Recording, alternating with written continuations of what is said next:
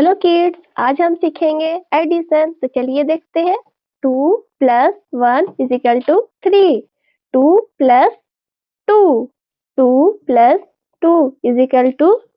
4। 2+2 = 4। 2+3, 2+3 = 5। 2+4, 2+4 = 6।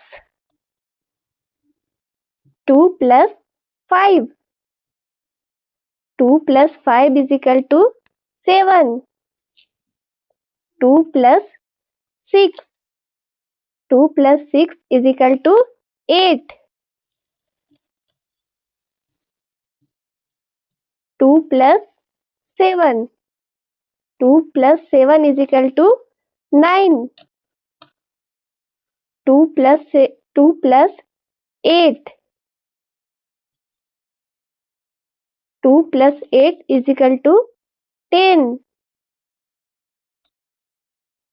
2+9, 2+9 = 11।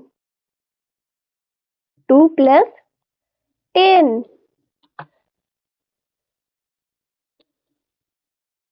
2+10 = 12।